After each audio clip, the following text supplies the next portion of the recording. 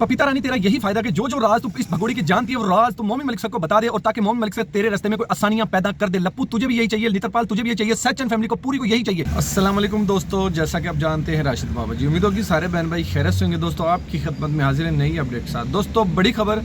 बड़ा खुलासा। दोस्तों से गुजारिश है जो चैनल पर नया चैनल को सब्सक्राइब जरूर कर दीजिएगा, वीडियो को लाइक करना ना भूलिएगा। दोस्तों मोमिन मलिक सर का एक बहुत बड़ा इंटरव्यू है हैदर भाई के बच्चों के हवाले से, और जो मोमिन मलिक सर ने नोटिस जारी करवाए हैं पपीता रानी के लिए, और किन किन के लिए नोटिस जारी करवाए हैं। दोस्तों आप ये मोमिन मलिक सर का इंटरव्यू सुने। ये मामला ऐसे हुआ है, और मैंने ये भी बताया था कि जो सचिन की जो चाची है, क्या नाम था उसका, मेरे दिमाग से उतर गया, उसको भी कोर्ट ने बुलाया है और उससे भी पूछताछ होगी हर तरीके से। अगर बबीता, शायद नाम है उसका, बबीता, अगर वो बबीता सच सच बात सारे रात जानती है बबीता, तो अगर वो कोर्ट के अंदर सारी बात बिल्कुल सच सच बताएगी और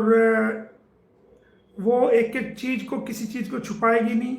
और सारी जितने भी राज हैं, तमाम राज जो है वो कोर्ट में, जो हम उनसे सवाल जवाब करेंगे कोर्ट के अंदर, और जो वो उससे हम कोर्ट में बुलवाएंगे या जो पूछेंगे उससे, वो सारे जवाब अगर वो ठीक देगी तो हो सकता है कि बबीता को के मामले में हम थोड़ा नरम दिल इख्तियार करें, और बबीता को जो है वो के ऊपर जो है लीगल सख्ती का प्रयोग हम ना करें और कोई लीगल कार्रवाई आगे ना बढ़ाएं। तो अगर, लेकिन शर्त ये है कि उसको हम उस कीमत पे जो है कंसिडर करेंगे जब वो सारी सच्चाई के साथ एक एक चीज़ बच्चों के बारे में और सीमा के बारे में, और जो हम उनसे जो चीज़ हम निकालना पूछना चाहते हैं, वो सारी चीज़ें जो है वो कोर्ट में सच सच बयान करेगी। तो ये मोमिन मलिक अगर वो सहयोग करेगी, सच बात बताएगी, तो मैं ये कहता हूँ कि आपके खिलाफ जो लीगल कार्रवाई जो आगे इनिशिएट हमें बढ़ानी है, उसको हम शायद कंसिडर करें, अगर आप सच्चाई कोर्ट में बोलती हैं और सारी बातों को कोर्ट के सामने बताती हैं, तो वो आपके लिए कंसिडर हो सकता है। दूसरी बात, इसके अलावा एक उसकी जेठानी भी है, जो कि उसके नाम तो मेरे याद नहीं, लेकिन लोग उसको पता नहीं किस किस नाम से बोलते हैं, क्या क्या कहते हैं, शायद अंजलि उसका नाम है, अंजलि। और एक वो उनका फादर है नेत्रपाल, जो काफ़ी कल तो काफ़ी डांस वांस कर रहा था वो, कल परसों, तो उसका भी नंबर आ गया है, और कानूनी रूप से उसका भी नंबर आ गया, नेत्रपाल का भी, और ये अंजलि का भी आ गया है। और जो नेत्रपाल की जो वाइफ है, उसके बारे में मैं अभी विचार कर रहा हूँ कि उसके बारे में क्या किया जाए, लेकिन उनकी हरकतें देखने के बावजूद मैं इस नतीजे पर पहुँचा हूँ कि उसको भी हम कोर्ट के जो ना, उसको भी बुला रहे हैं, कोशिश करेंगे कि भाई अभी उस पर विचार चल रहा है कि तो नेत्रपाल, अंजलि और जो उनकी मदर है, उनको भी हम कोर्ट में जो है उसको तलब करा रहे हैं, और इसके बारे में जल्दी ही, कल शायद कल ही अपडेट दे देंगे हम, जैसे ही होगा तो वो ऑर्डर्स भी आपको दिखा देंगे, कोई दिक्कत नहीं है। तो इन तीनों को बुला रहे हैं ताकि बच्चों पे जो वहाँ गुजर रही है, जब से बच्चे वहाँ पर आए हैं, जब से वो ट्रैफिकिंग करके नेपाल के रास्ते से, गुलाम हैदर के जो बच्चे आए हैं ट्रैफिकिंग करके, तो उनके सारे राज ये लोग जानते हैं, सच्चाई इनसे निकलेगी और वो उगलेंगे ये लोग, और वो सारी बात कोर्ट में वो बाकायदा एक जो सबूत के तौर पर वो हम इनसे सारी चीज़ें निकलवाएंगे और ये बताएंगे। अगर ये जरा सी भी 3-5 करेंगे तो ये खुद ही मुसीबत में फंसने वाले लोग हैं, ये इनको फिर जेल का रास्ता है, तो आने वाले समय में वो सब पता लगेगा। तो क्योंकि कोर्ट में अगर कोई इंसान झूठ बोलता है या कोई गलत बयानी करता है या कोई गलत बात रखता है, और वो उसकी जांच करने पर पाया जाता है कि ये बात ऐसे नहीं ऐसे है, तो उसको खुद एफआईआर होती है उसके खिलाफ, और उसको जो है ना सज़ा मिलती है। तो कोर्ट में से कोई बात झूठ हम नहीं होने देंगे और सच्चाई सामने ला के रहेंगे। इसमें एक बहुत बड़ी ये अपडेट है कि अंजलि, नेत्रपाल और जो गुलाम इसकी सचिन की जो स्टेप मदर है शायद या रियल है, वो जो भी है उनका नाम लिखा हुआ डायरी में, इन लोगों को भी हम जल्दी कॉल कर रहे हैं कोर्ट के अंदर, और उसके बारे में कल हम कल तक अपडेट जो है वो दे देंगे। उसके ऑर्डर्स भी आपको फ्लैश कर देंगे, उसके ऑर्डर्स भी जो हमारे पास आएंगे वो हम आपको फ्लैश कर देंगे। तो एक तो ये नई अपडेट है कि नेत्रपाल अंजलि और जो उसकी मदर उसको भी, क्योंकि अब जो ये केस है हमने समेटने की तरफ कर दिया है और इसको हम बिल्कुल समेट रहे हैं। अब इस केस का अंत हम करने जा रहे हैं और इसको फाइनलाइज करने जा रहे हैं, तो ये हमने कर दिया। और रही बात फिर इसके बाद हम आपको इस वीक के एंड तक या अगले वीक के सुबह शुरुआत में, हो सकता है इस वीक के एंड तक ही एक और बच्चों से संबंधित एक बड़ी खबर आपको देने जा रहे हैं कि बच्चे के बारे में एक बहुत बड़ा जो स्टेप हमने पहले लिया था और जो अब तक हिडन है, उस पर एक्शन होने जा रहा है बहुत बड़ा, और वो हम बताएंगे आपको, लेकिन थोड़ा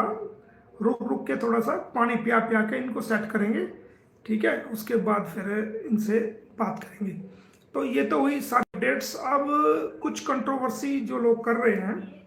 उस कंट्रोवर्सी के बारे में भी मैं आपको बता देता हूँ कि देखिए, मोमिन मलिक ये जो केस कर रहा है, ये मोमिन मलिक की एक इंसानियत की लड़ाई लड़ रहा है। यहाँ पर अपना किसी प्रकार का कोई लालच नहीं है, ना हमें फीस का लालच है, ना हमें कोई इज्जत का, शोहरत का लालच है, ना फेमस होने का लालच है,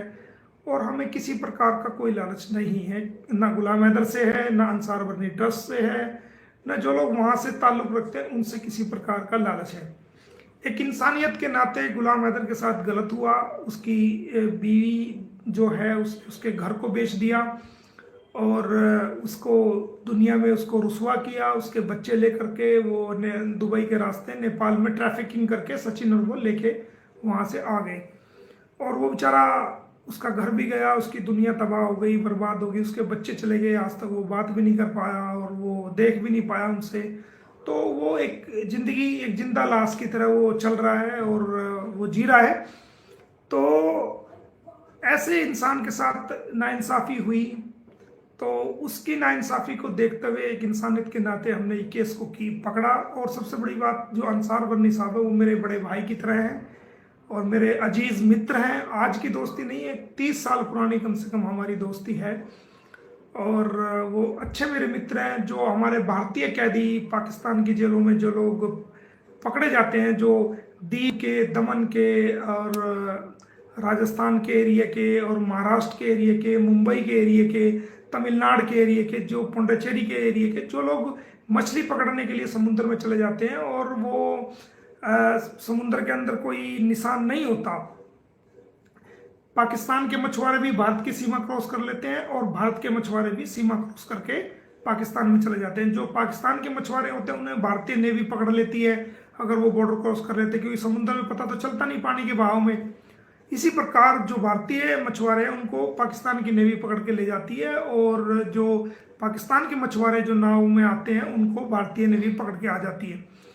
तो जब मैं कराची गया था तो मैं लांडी जेल में भी मैंने उन लोगों से मुलाकात करी थी, तो मुझे पता चला था कि काफ़ी नौजवान बच्चे वहाँ पर बंद हैं और जो फिशर्समैन थे, और सेंट्रल जेल में भी काफ़ी लोग बंद हैं। तो मैंने वहाँ की सरकार से परमिशन ली। परमिशन लेने के बाद मैंने उनसे मुलाकात की। मुलाकात लेने के बाद उनसे मैंने पूछा, तो उन्होंने बताया कि वो काफ़ी टाइम से वहाँ पर बंद है और उनकी कोई सुध लेने वाला नहीं है और ना ही उनकी कोई वेरिफिकेशन करने वाला है। फिशरीज एक्ट में लगभग 3 महीने की कैद होती है, लेकिन उनको 5-5, 6-6 साल वो नौजवान बच्चे वहाँ पर बंद रहते हैं। तो फिर मैंने वहाँ पर लाहौर हाई कोर्ट में और एक कराची हाई कोर्ट में मोमिन मलिक बनाम पाकिस्तान सरकार एक पिटीशन फाइल की थी, ताकि दुनिया के कहीं के भी कैदी हैं, चाहे वो इंडिया का है या दूसरे देशों के जितने भी कैदी हैं जिनकी सज़ा पूरी हो गई है और वो जेलों में, पाकिस्तान की जेलों में वो सड़ रहे हैं, उनको छोड़ के उनको उनके देश वतन वापस किया जाए। तो मेरी उस पटिशन के बाद 185 लोग तुरंत छूट के आए थे और आज भी लगातार वो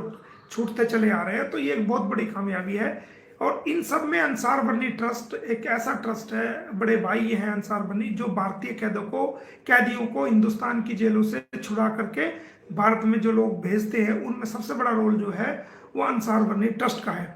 तो जो मेरे भारत के लोग जो पाकिस्तान की जेलों में होते हैं, ज़्यादातर वो हिंदू ही भाई कम्युनिटी के होते हैं। दीव के, दमन के जो मछली पकड़ने जाते हैं, तो वो लोग जो कैद हो जाते हैं उनको मैं भारत में छुड़ाने की प्रोसेस करता हूँ, उनके लिए कोशिश करता हूँ अंसार बर्नी ट्रस्ट के जरिए से।